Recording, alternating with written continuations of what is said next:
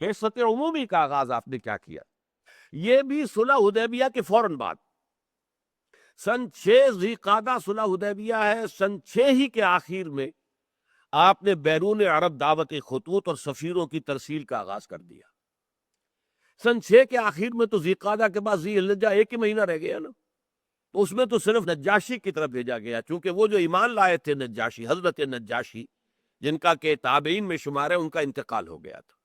اب جو بھی تھا وہاں بادشاہ وہ عیسائی تھا، اس پہلا خط آپ نے اس کو بھیجا۔ پھر یکم محرم سن 7 سے آپ نے جو خطوط اور سفیر بھیجنے شروع کیے، تو نوٹ کرتے جائیے،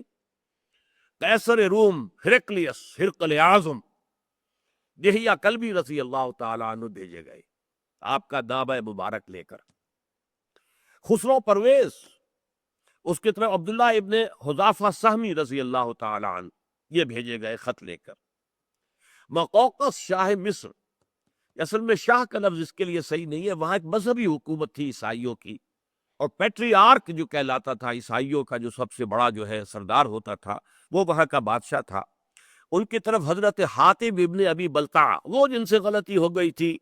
فتح مکہ سے پہلے کہ انہوں نے خط لکھ دیا تھا اپنے عزیزوں کی جان بخشی کے خیال سے،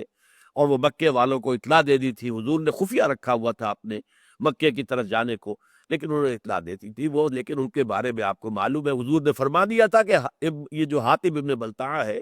یہ تو اصل میں صحابی ہے اور بدری ہے، لہذا اس کے اگلے پچھلے سارے گناہ اللہ پہلے معاف کر چکا ہے۔ شاہ عمان کی طرف بھیجے گئے عمرو بن العاص رضی اللہ تعالی عنہ۔ اچھا، اب جو خاص طور پر جہاں سے کہ اب کشمکش شروع ہوئی ہے، وہ ہے کہ شام سے متصل جو قبائل تھے عیسائی تھے، تو عرب قبائل یہ عیسائی تھے، کیونکہ رومن امپائر کے تحت رہے تھے، اس کے تحت انہوں نے عیسائیت قبول کر لی تھی۔ وہاں ایک دعوتی وفد بھیجا گیا، چونکہ کوئی ایک بادشاہ نہیں تھا، مختلف قبائل تھے۔ 15 افراد جو ہے اس میں شہید کر دیے گئے، صرف کعب بن عبیر غفاری بچ کر آئے ہیں وہاں سے، باقی وہ شہید کر دیے گئے۔ اب یہ چونکہ سلطنت روما کے تحت تھے، تو گویا کہ اب جو ایک چھیڑ چھاڑ کا معاملہ شروع ہوا وہ سلطنت روما سے ہوا، اور یہ اس کو میں نے اپنے نوٹس میں لکھا، میں دیکھ رہا تھا کہ آئرنی آف دی فیٹ یہ ہے کہ وہ رومی عیسائی جن کی شکست پر مسلمان بہت دل شکستہ ہوئے تھے، دل گرفتہ ہوئے تھے، جبکہ ایرانیوں نے شکست فاش دی تھی ہرقلیس کو، اور جن کی فتح جب ہوئی ہے یوم بدر کے وقت ہی ہوئی ہے، تو مسلمانوں نے جشن منایا تھا،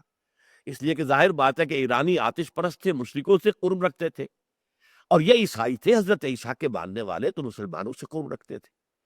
تو بدقسمتی جس کو میں کہہ رہا ہوں، اگرچہ یہ لفظ ہمیں استعمال نہیں کرنا چاہیے، ہر شے اللہ تعالیٰ کی حکمت کے تحت ہوتی ہے،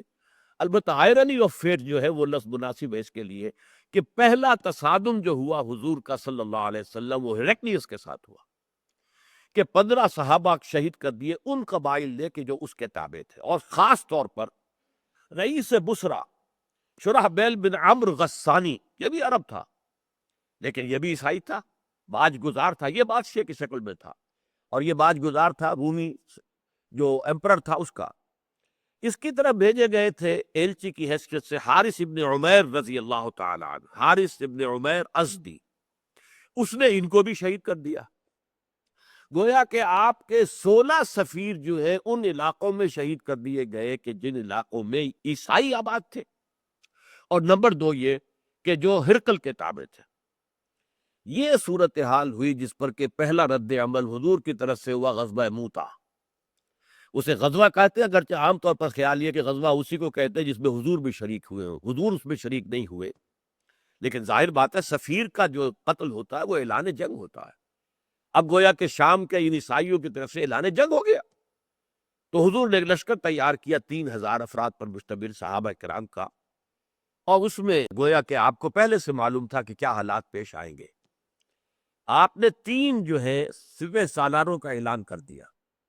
کہ پہلے زید ابن حارثہ ہوں گے رضی اللہ تعالیٰ عنہ، اگر وہ شہید ہو جائیں تو جعفر ابن ابی طالب جو حضور کے چچا زاد بھائی ہیں، حضرت علی کے بڑے بھائی جعفر ابن ابی طالب، اور اگر وہ بھی شہید ہو جائے تو عبداللہ ابن رواحہ، یہ انصاری ہے رضی اللہ تعالیٰ عنہ۔ یہ 3 کا آپ نے نام لے کر تعین کر دیا۔ اب وہاں کیا ہوا، جب یہ 3000 کا لشکر جو ہے یہ حدود شام میں داخل ہوا تو معلوم ہوا کہ وہاں تو تیار ہے ایک لشکر، 1 لاکھ یا 2 لاکھ پر، زیادہ روایات 2 لاکھ کی، مقابلے کے لیے تیار ہے۔ اب انہوں نے مشورہ کیا کہ یہ ہم 3,000 ہے، وہ 2 لاکھ ہے، فضل کیجئے 1 لاکھ بھی ہو تو کہاں 3,000، کہاں 1 لاکھ، کہاں 3,000، کہاں 2 لاکھ۔ لیکن سب لوگوں کا کہنا یہ تھا، حضرت زید بن حارثہ نے جب مشاورت منعقد کی کہ ہمیں تو شہادت چاہیے، ہمیں فتح شکست سے کوئی غرض ہی نہیں، فیصلہ وہ مقابلہ کرے گی۔ لیکن مقابلہ تو کیا، بہرحال آخر کچھ نہ کچھ تو دنیا میں ریشو پروپورشن کا معاملہ ہوتا ہے نا، طاقت کا عدم توازن، لہذا وہاں صورتحال بہت مخدوش ہو گئی۔ حضرت زید بن حارثہ شہید ہو گئے، حضور نے مدینے میں اعلان کر دیا زید شہید ہو گئے، اب کمان سنبھال لی ہے جعفر ابن ابی طالب نے، وہ بھی شہید ہو گئے، حضور نے اس کا بھی اعلان کر دیا۔ پھر اس کے بعد عبداللہ ابن رواحہ، وہ بھی شہید ہو گئے، جن 3 کا نام حضور نے لیا تھا تینوں شہید ہو گئے۔ اب حضرت خالد ابن ولید نے، یہ میں کہنا بھول گیا کہ صلح حدیبیہ کے بعد جو اندرون ملک عرب حضور کی دعوتی سرگرمیاں ایک دم تیز ہو گئی تھی، اس کا نتیجہ یہ تھا کہ خالد ابن ولید جو غزوہ احد میں عارضی شکست کے ذمہ دار تھے، اور عامر ابن العاص جو سفیر بن کر گئے تھے قریش کے، اور گئے تھے نجاشی کے پاس کہ ہمارے بغوڑے یہ آ گئے ہیں مسلمان یہاں پر، یہ ہمارے غلام ہیں، انہیں واپس کرو، یہ دونوں ایمان لے آئے اسی دوران میں، فتح مکہ سے بعد پہلے۔ اور حضور نے فرمایا صحابہ سے کہ مکے نے اپنے جگر گوشے تمہارے قدموں میں ڈال دیے، یعنی یہ کوئی معمولی آدمی نہیں ہے، خالد ابن ولید کو معمولی انسان نہیں، عمرو ابن العاص کو معمولی آدمی نہیں، مکے نے اپنے جگر گوشے جو ہے وہ تمہارے قدموں میں ڈال دیے۔ تو حضرت خالد ابن ولید رضی اللہ تعالی عنہ اب میدان میں آئے، انہوں نے خود کمان سنبھالی اور بڑی حکمت عملی سے لشکر کو بچا کر نکال کر لے آئے۔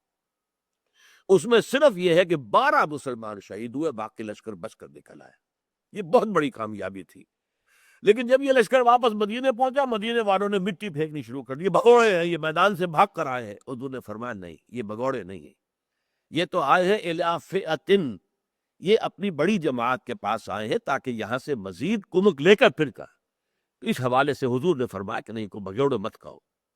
تو یہ غزوہ مؤتہ ہوا، اگرچہ جرم کی سزا تو نہیں دی جا سکی،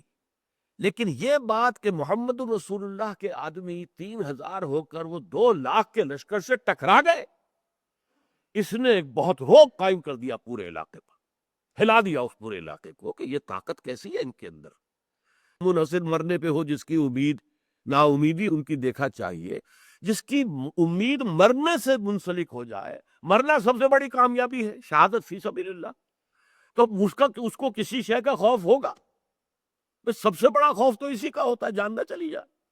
اور جو جان دینے ہی کو سب سے بڑی کامیابی سمجھے، منحصر مرنے پہ ہو جس کی امید، نا امیدی اس کی دیکھا چاہیے۔ تو گویا کہ ایک بہت بڑا جو ہے زبردست روب پڑ گیا، اور جس کے نتیجے میں سلطنت روما کی جو ہے جڑیں ہل گئی۔ اس کے بعد پھر ہرقل نے تیاری کی زور شور کے ساتھ، تو نپ دی ایول ان دی بڈ، یوں سمجھیے کہ اب یہ جو ہے اس ابھرتی ہوئی قوت جو آ رہی ہے جزیرہ نما عرب سے، اس کو ختم کرنے کے لیے اس نے اتنا بڑا لشکر تیار کیا کہ مدینے میں مسلسل حالت خوف طاری رہتی، ذرا سا پتہ کھڑکتا تھا، آ گئے رومی، آ گئے رومی، آ گئے رومی، آ گئے۔ رومیوں کے آنے کی یہ خوف جو ہے مسلمانوں پر وہاں طاری تھا، مشرکین بھی تھے، وہ منافقین بھی موجود تھے۔ لیکن بہرحال نبی اکرم صلی اللہ علیہ وسلم نے 30,000 کا لشکر تیار کیا، آپ تبوک تک پہنچے، اور تبوک سرحد شام کے اوپر 30,000 کا لشکر لے کر 30 دن تو لگے ہیں آپ کو جانے اور آنے میں، 15 دن، 20 دن آپ نے وہاں قیام کیا۔ ہرقل میدان میں نہیں آیا، اپنی فوج لے کر پیچھے ہٹ گیا۔ اس کی وجہ کیا ہے؟ ہرقل پہچان چکا تھا جب آپ کا خط گیا تھا، دعوتی خط حضرت دہیہ کلبی رضی اللہ تعالیٰ عنہ لے کر گئے تھے، اس نے خط پڑھتے ہی پہچان لیا، وہ عالم تھا، عیسائی عالم، کہ یہ وہی ہے کہ جن کی نوید جو ہے وہ تورات اور انجیل میں تھی، وہ چاہتا تھا ایمان لے آئے۔ اور اس کا تفصیلی واقعہ آپ سیرت کی کتابوں میں پڑھیے کہ اس نے پوچھا کوئی عرب یہاں آیا ہوا ہے؟ معلوم ہوا کہ ہاں، ایک عرب قافلہ جو ہے کاروان تجارتی آیا ہوا، ابو سفیان کے سرکردی اس کو بلایا، ان سے مکالمہ کیا، اور مکالمہ کر کے ایسی باتیں نکلوائیں اگلوائیں ابو سفیان سے، اس وقت تک وہ مشرک تھا، کہ جس سے سب لوگوں کو معلوم ہو گیا کہ یہ واقعی اللہ کے رسول ہے، اور یہ تو ہرقل جو ہے یہ تو مسلمان ہونے پر گویا کہ آمادہ ہے۔ اس پر ایک بڑا جوش و خروش پیدا ہوا درباریوں میں، سپہ سالاروں میں، ان کا غصہ، ان کے نسلیں پھول گئے۔ تو ہرقل ڈر گیا، وہ چاہتا تھا جیسے 325 سال قبل قسطنطین اعظم جو تھا، ایمپرر کانسٹنٹائن، اس نے عیسائیت اختیار کی تھی اور پوری رومن امپائر عیسائی ہو گئی تھی، اسی طرح اب بھی ہو جائے کہ میں مسلمان ہو جاؤں اور پوری رومن امپائر مسلمان ہو جائے۔ لیکن یہ کہ جب اس نے دیکھا کہ میرے درباری، میرے مصاحبین، میرے سپہ سالار یہ تو نتنے ان کے پھول رہے غصے سے، تو وہ اپنی وہ جو بیڑیاں پڑی ہوئی تھی سلطنت کی، بادشاہت کی، انہی میں بندھا رہ گیا اور اس نے انکار کر دیا۔ پہچان چکا تھا، اس نے ساری تیاری اس اعتبار سے کی تھی کہ اس کا خیال تھا کہ جیسے غزوہ موطا میں حضور نہیں آئے تھے، مسلمانوں کا لشکر تھا، اس طرح شاید اب بھی محمد نہ آئے صلی اللہ علیہ وسلم۔ جب اس نے دیکھا محمد خود آئے ہیں صلی اللہ علیہ وسلم، اس کو پہچان تو کا تھا کہ یہ اللہ کے رسول ہے، لہذا وہ پیچھے ہٹنے میں عافیت سمجھی۔ چونکہ یہ ایک بڑا محاورہ ہے غالباً انجیل کے اندر ہے کہ وہ جیسے کہ چھری اگر تربوز یا خربوزے پہ پڑتی ہے تب بھی خربوزہ کٹتا ہے، اور اگر خربوزہ چھری پر گرے گا تب بھی خربوزہ ہی کٹے گا۔ اس طریقے سے چھری کا تو نقصان نہیں ہوگا، اللہ کا رسول جس سے ٹکرائے اس کے لیے شکست لازم ہے، اس لیے وہ پیچھے ہٹ گیا۔ حضور وہاں 20 دن قیام کر کے واپس تشریف لے آئے۔